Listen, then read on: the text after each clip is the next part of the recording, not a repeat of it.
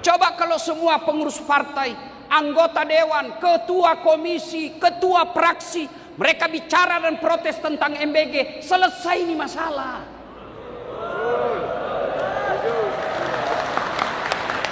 Kenapa mereka tidak bicara? Mereka juga punya dapur. Karena mereka tidak bicara, ya mahasiswa turun. Kalau negara ini kita baik, Pak, pengelolaannya baik, ngapain kita ribut?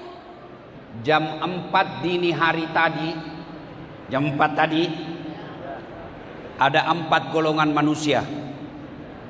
Pertama, masih tidur, jam 4. Yang kedua, belum tidur, gara-gara nonton bola. Yang keempat, sudah bangun, nonton bola, kemudian datang di masjid.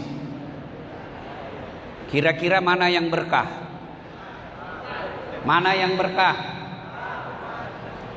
Itulah orang yang hadir di masjid. Selalu kita bilang, ya Allah berikan saya keberkahan. Tapi kita tidak tahu mana itu berkah. Sama-sama melewati jam 4 subuh. Sama-sama hidup di Jakarta. Sama-sama umurnya. Tapi ada yang tinggal di rumah, tidur. Ada yang datang di masjid. Itulah yang berkah hidupnya, yang datang di masjid. Andai saja dilihat pahalanya salat jamaah, kata Nabi, kamu akan datang meskipun kamu dalam keadaan merangkak. Coba kalau diumumkan sama gubernur di sini, siapa yang datang sholat subuh berjamaah dikasih beras 50 kilo, saya yakin jam 10 malam sudah penuh masjid. Tapi karena pahalanya tidak kelihatan, maka hanya orang-orang yang dapat hidayah yang bisa datang ke masjid. Sampai di masjid pun macam-macam. Belum full. Ada yang dapat 5, ada yang dapat 7, ada yang dapat 10. Yang dapat 5, nah kira-kira yang pegang handphone, tidak serius dengar ceramah. Sudah dikasih tahu, masih juga dipegang HP-nya. Ya Pak, alhamdulillah, itulah berkah. Berapa menteri di Indonesia? Berapa menteri di Indonesia sekarang? Banyak. Kalau saya tidak salah lebih 100. Iya.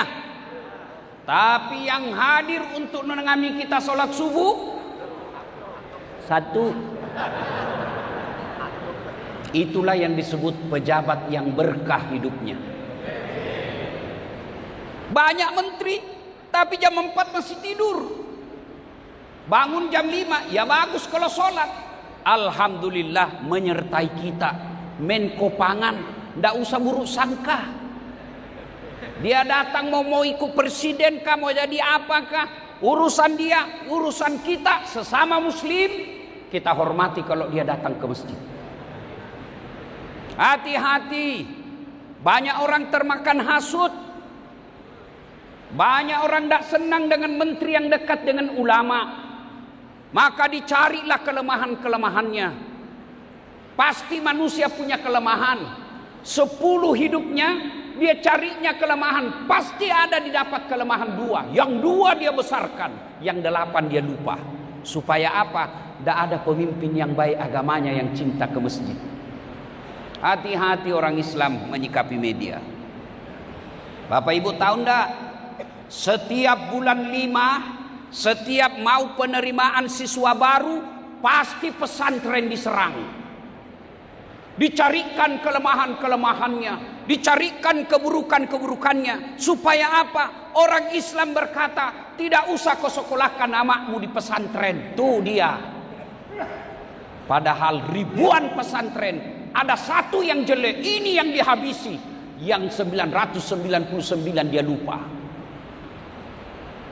Hati-hati menyikapi media. Hati-hati menyikapi media. Saya sering jadi korban. Muka-muka saya, suara-suara saya, video-video saya, tapi narasinya diubah.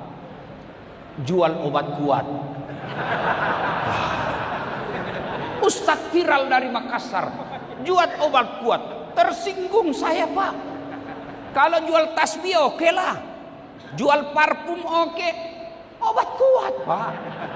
Saya masih kuat, Bu. Masih bisa 5 kali sehari.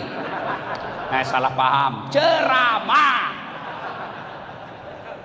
Hati-hati menyikapi media. Bapak, Ibu, saudara-saudara sekalian, berkah hidup inilah yang kita inginkan. Tahun baru, bertahun-tahun umur, kita berharap usia tua kita berkah. Alhamdulillah dalam masjid ini orang tua banyak saya lihat. Muka-muka sakaratil maut. Alhamdulillah berkah Pak hidup kita. Tapi hati-hati, jangan sampai anak kita tidak pernah ke masjid. Demi Allah, kita perlu anak kita anggota DPR. Kita bangga kalau anak kita dokter spesialis. Kita bersyukur kalau orang anak kita jadi profesor doktor. Tapi keliru kalau semua prestasi itu tidak disertai dengan tidak pernah dilihat di masjid. Anak bapak keluar negeri S1, S2, S3 hebat, tapi tidak pernah nampak di masjid. Tidak ada guna, Pak. Ibu-ibu, Bu, tolong jawab, Bu. Kalau ibu meninggal nanti siapa yang doakan? Suami. Jangan harap, Bu, kawin lagi. Oh, dia dengarlah ini. Kawan saya. Kemudian dia lapor ke istri saya. Istri saya lihat ceramah saya. Lalu dia bilang, Ustadz, itu katanya kalau ibu meninggal suaminya kawin lagi. Jadi kalau saya duluan meninggal, Ustadz kawin lagi. Saya bilang, kau kesini sayang. Ku peluklah dia baik-baik. Saya bilang, Dek, dengar kau baik-baik sayangnya. Jangankan kau meninggal, masih hidup saja sekarang saya selalu berpikir kawin lagi. Apalagi kalau kau sudah mati. Siapa yang doakan kita? Siapa? Anak.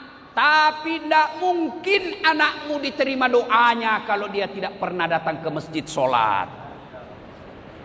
Lihat anak-anak kita sekarang, Pak, cerdasnya luar biasa. Mau lihat anak-anak kita cerdas? Coba lihat, Pak, saya aja pegang handphone, ngetik, pegang 2 tangan, masih salah ketik, Pak. Anak-anak kita naik motor balas WhatsApp.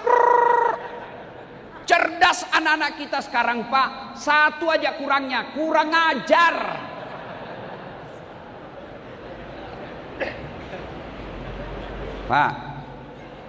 Pak, ini yang sudah tua-tua nih. Mana anak bapak? Mana cucu? Jangan sampai kita sibuk dakwah, sibuk ngajar orang, lupa bangunkan anak di masjid. Hati-hati, Pak. Makin tinggi status kita sebagai mubalik, setan juga mubaliknya yang datang menggoda kita. Hati-hati. Bersyukur meskipun kita tinggal di Jakarta perantau, rumah ngontrak-ngontrak, pindah-pindah alamat karena rumah tidak jelas.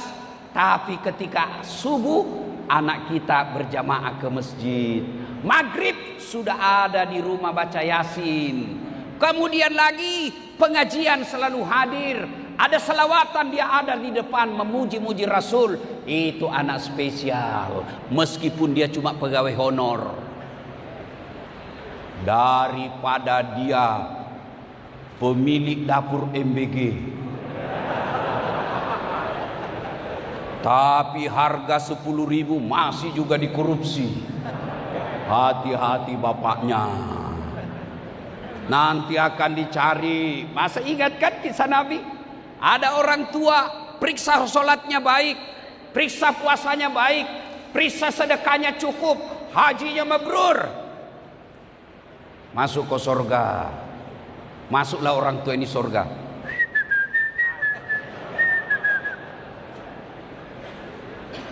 Tiba-tiba ada anak berteriak dari neraka, "Ya Allah, tahan, tahan, itu bapak saya. Kalau dia masuk surga, kenapa saya ada di neraka? Dia pergi sholat, saya tidak dibangunkan. Dia ikut pengajian, saya tidak pernah diajak. Dia puasa, saya tidak pernah dibangunkan sahur. Memang dia agamanya baik, cerdas dia, tapi saya tidak dididik dengan baik. Di mana maha adilmu ya Allah?" Lalu Allah berfirman, Haji, tunggu dulu. Mau kemana sampean? Surga. Tahan dulu. Itu anakmu. Bukankah dia tanggung jawabmu? Ku anfusakum wa ahlikum nar. Itulah makna dari ayat tadi. Maka hidup yang berkah ini penting. Caranya datang ke masjid. Anak-anak berkah hidupnya kalau dia dekat dengan Allah. Ilmu yang berkah kalau mengajak kepada kebaikan. Jabatan yang berkah yang melahirkan orang semakin dekat dengan Tuhannya. Tapi kalau tidak mendekatkan jabatan itu kepada Tuhannya, itulah laknat Allah yang dia tidak sadari. Harta yang berkah. Mana harta yang berkah? Yang banyak belum tentu. Insya Allah saya besok Pak, sok malam saya mau ke Melbourne. Bapak tahu Melbourne? Bapak tahu? Tahu? Tanah Abang belok kiri, terus ke bandara, terbang ke Australia. Itu ada haji di Indonesia ini, di Jakarta, namanya Haji Yendra Fahmi. Beliau beli kantor polisi di Melbourne, Pak. Kantor polisi dibeli. Lalu untuk apa? Mau dijadikan masjid. Nah, besok kami ke sana untuk peletakan batu persama. Dan hebatnya lagi, dia minta supaya masjid itu namanya ibunya. Saya kenal banyak orang kaya di Jakarta, Pak. Saya kenal banyak orang triliunan duitnya di Indonesia. Tapi orang yang membeli kantor polisi untuk dijadikan masjid sepertinya hanya satu di Indonesia. Hebatnya lagi, nama ibunya untuk masjid itu. Apa maknanya? Satu, hartanya berkah. Dua, birrul walidain, memuliakan orang tua. Alangkah bahagianya Pak, ketika kita sudah di alam kubur, tapi masjid yang dibangun anak kita ditempati sujud 5 waktu. Nah, Pak, harta berkah. Ibu-ibu mau punya harta berkah? Mau? Nah, dengar ini nasihat saya. Ibu-ibu yang kaya tidak usah pakai emas asli. Kenapa? Biarlah ibu pakai yang palsu saja. Karena palsu pun orang percaya pasti asli. Misal istri menteri, pakai aja yang palsu. Tidak mungkin orang percaya. Masa palsu? Menteri itu suaminya. Maka pakai yang palsu. Yang asli bawa ke masjid, bawa ke panti asuhan. Itu yang disebut harta yang berkah. Kita juga yang miskin, tidak usah pakai yang asli. Biar asli orang juga tidak percaya Pak. Dia bilang orang di Makassar tak kalah hancur. Sudah, pakai aja yang palsu. Orang juga tidak percaya. Setengah mati kita beli yang asli. Orang tidak percaya. Mending pakai yang palsu sekalian, asli, bawa ke yatim piatu. Itu yang disebut pandai menyikapi harta. Sedulur-sedulur, tuan-tuan, saya ikut pilkada, kalah. Ada pilihan? Ada Pak. Tanding lagi 5 tahun yang akan datang. Bapak Prabowo 4 kali bos. Iya toh, namanya petarung Pak. Ayo, saya merantau ke tanah Jawa. Di tanah Jawa tidak enak, boleh rek. Balik lagi, mangan orang mangan, yang penting ngumpul. Iya toh? Iya Pak. Saya tidak disenang sama gubernur. Ada pilihan? Ada. Pensiun dini. Selesai. Ibu-ibu, suamimu jahat, malas cari nafkah, kasar kelakuannya. Ada pilihan? Ada pilihan? Pulangkan saja aku pada ibuku, atau lihatlah tanda. Ayo Bu, bekas tampar sering kau lakukan, menutupi. Samakah aku yang dijual hingga sesukamu? Kau sakiti. Berarti memang sudah orang tua semua di dalam sini Pak. Ini lagu tahun 80-an kan? Masih baik lagu-lagu zaman dulu Pak. Ada nasihat di dalamnya. Kalau kau tidak senang sama saya, pulangkan aku ke orang tuaku. Jangan kau sakiti saya. Jangan kau pukul saya. Jangan kau hina saya. Jangan kau permalukan saya di medsos. Bertengkar kau siaran langsung. Kau video suamimu yang lagi selingkuh. Kau video istrimu yang selingkuh. Apa yang kamu dapat? Anakmu akan malu bertahun-tahun. Ibumu akan malu punya anak yang selingkuh suaminya. Apa yang kau capai? Maka lagu zaman dulu Pak nasihat. Pulangkan saja aku pada ibuku atau ayahku. Itu pelajaran Islam. Kamu tidak senang, pulangkan dulu ke orang tuanya. Itu lagu zaman dulu Pak nasihat. Kalau lagu zaman sekarang ibu-ibu apa? Putar ke kiri nona, putarlah ke kiri, ke kanan, ke apa kau dapat kiri kanan. Itulah aslinya beda-beda Pak. Memang negara kita ini Pak lagi masalah lagu-lagunya Pak. Iya kan? Kalau dulu saya amalkan sekarang Pak. Kalau istri saya lagi marah-marah, saya peluk sambil menyanyi. Insaflah wahai manusia, bila dirimu bernoda. Masya Allah.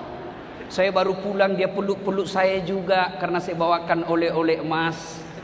Dia peluk saya sambil menyanyi.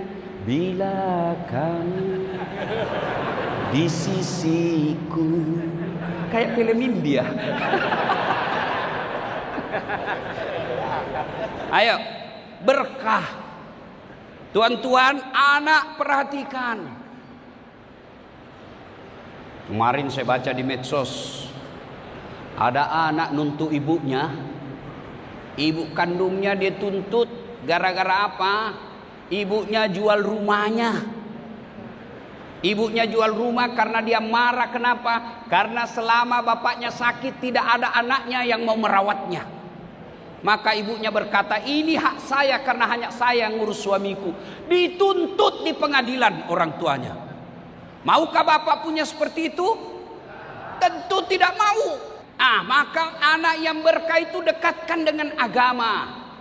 Tahun baru Islam ini, ayo cari keberkahan Allah. Harta kita bawa ke keberkahan, ilmu kita bawa ke keberkahan. Tadi disinggung oleh Pak Kiai Ketua.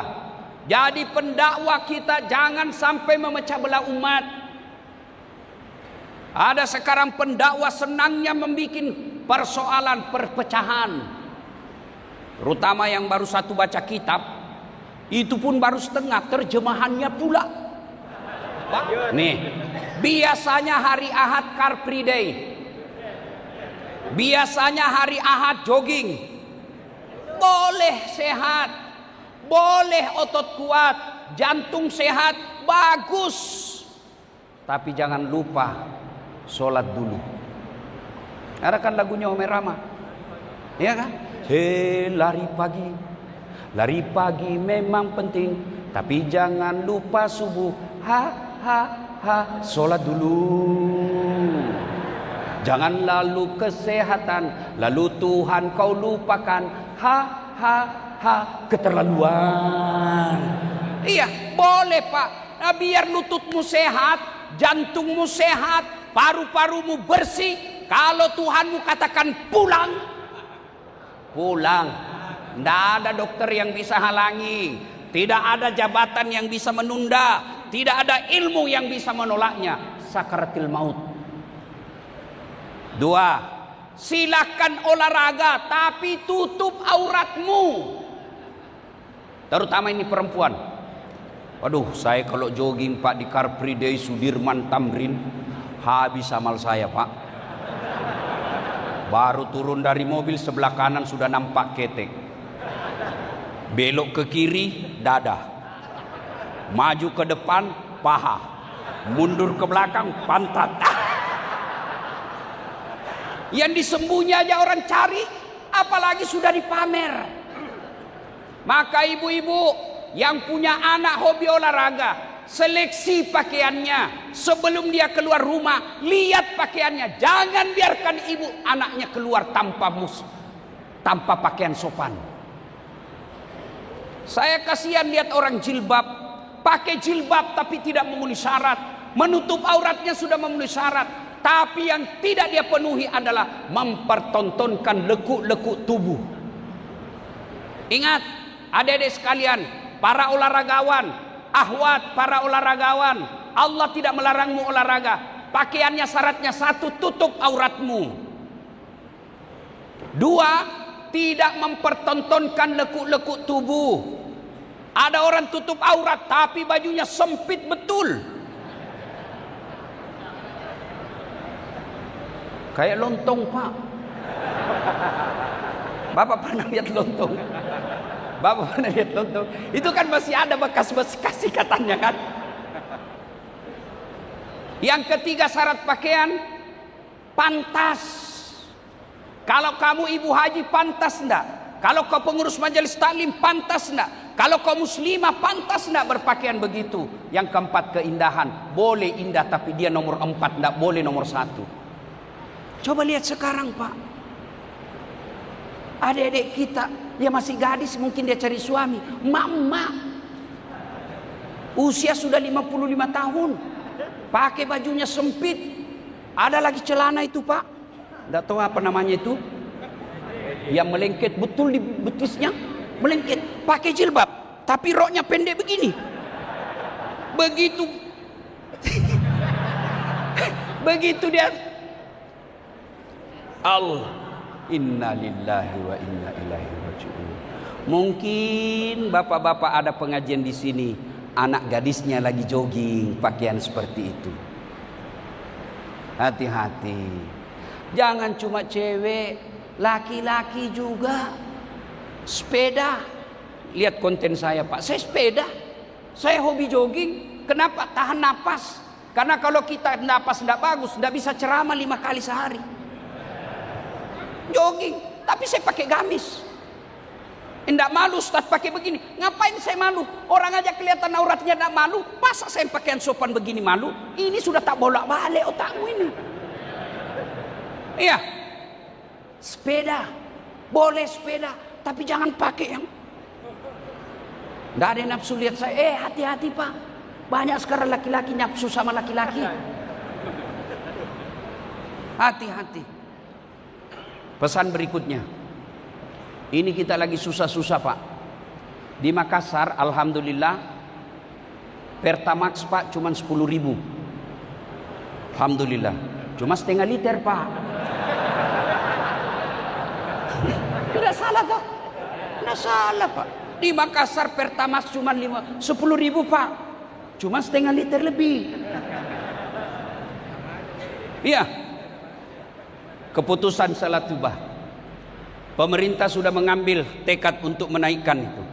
bagi kita orang Islam, wala tayasu mir rauhillah. Jangan kau putus asa akan rahmatku.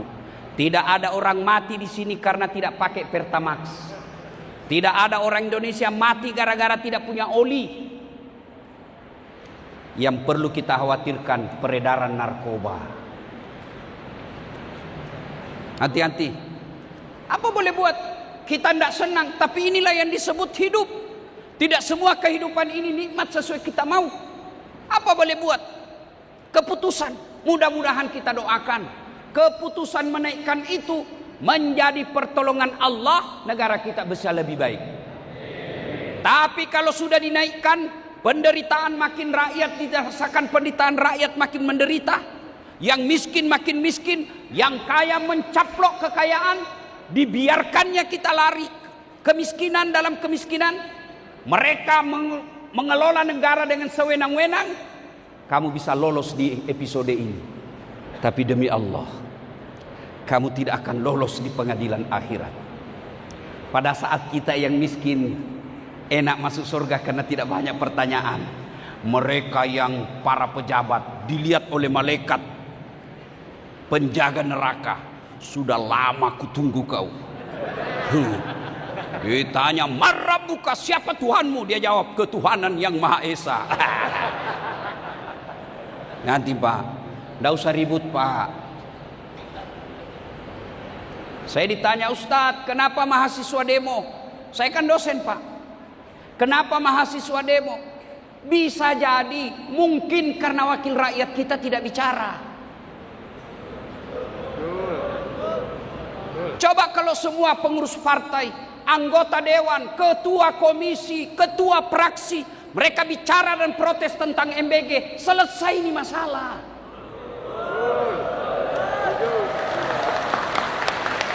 Cuma kan mereka tidak bicara. Kenapa mereka tidak bicara? Mereka juga punya dapur. Karena mereka tidak bicara, ya mahasiswa turun. Kalau negara ini kita baik Pak, pengelolaannya baik, ngapain kita ribut? Saya misalnya selalu gaspol tentang MBG. Kenapa saya bicara begitu? Bukan karena saya benci negara, tapi karena saya cinta negara dalam bentuk koreksi. Tapi kalau mau ngoreksi juga harus punya sopan santun. Boleh enggak kita mengoreksi pemimpin? Boleh. Mana aturannya? Coba lihat kalau berjamaah. Kita wajib ikuti imam. Umat Islam, imam dalam sholat, kalau imam ruku, bapak batal sholatnya kalau bapak langsung sujud. Imam mestinya tahiyat, bapak bilang, saya jenderal, saya naik Allahu Akbar. Batal sholatnya Pak. Jenderal kah dia, pengusaha kah dia, alim kah dia, ikut imam. Kalau imam katakan ruku, ruku. Tapi ketika imam salah, kita koreksi. Cara mengoreksinya, imam salah, mestinya dia ruku, dia sujud. Cara mengoreksinya bukan ditendang, bodoh ini. Enggak Pak. Begitu dia salah, bukan didorong pantatnya, beleng-beleng ini. Enggak. Apa yang diucapkan? Apa yang diucapkan? Subhanallah, kita puji Allah. Itu artinya mengoreksi, mulut harus tetap punya adab dan santun. Tapi ketika mengeritik, harus kritik secara konstruktif. Mana itu kritik konstruktif? Contoh, imam terputar tidak mau selesai bacaannya. Wala antum abiduna ma abud wala ana abidum ma abadtum wala antum abiduna ma abud wala. Bagaimana cara koreksinya? Bapak ucapkan dulu subhanallah. Masih mutar, Bapak jangan coba subhanallah terus. Subhanallah, subhanallah, subhanallah. Bingung imam. Maka begitu subhanallah, imam perhatikan, koreksi. Masih salah, maka kita ucapkan lakum dinukum walyadin. Imam juga kalau sudah bilang lakum dinukum walyadin, jangan juga Bapak masih tegak. Itu artinya antara pengeritik dan yang dikeriti harus punya sama-sama kepekaan sosial. Bapak Ibu saudara-saudara sekalian, ingin rasanya berlama-lama, tapi waktu yang terbatas. Bapak pikir saya tukang parkir? Cukup ya. Pesan khusus Bapak Ibu, balik ini perhatikan anak kita. Perhatikan anak Pak. Jangan kasih makan uang haram. Uang haram itu uang serangan fajar ketika pilkada. Habis dia bilang bukan serangan fajar ini Ustaz, ini sedekah subuh. 2. Kasih contoh yang baik. 3. Hindari dari lingkungan maksiat. 4. Doakan. Pak, pasti kita mati Pak. Pasti. Yang bisa menyelamatkan kita di kubur kelak anak yang soleh dan soleha. Caranya itu tadi, beri makan yang halal, kasih contoh, kasih nama yang baik, doakan. Doanya ringkas, Allahumma rabbi habli minas shalihin. Demikian usikum wa nafsi bitaqwallah. Fastabiqul khairat. Assalamualaikum warahmatullahi wabarakatuh.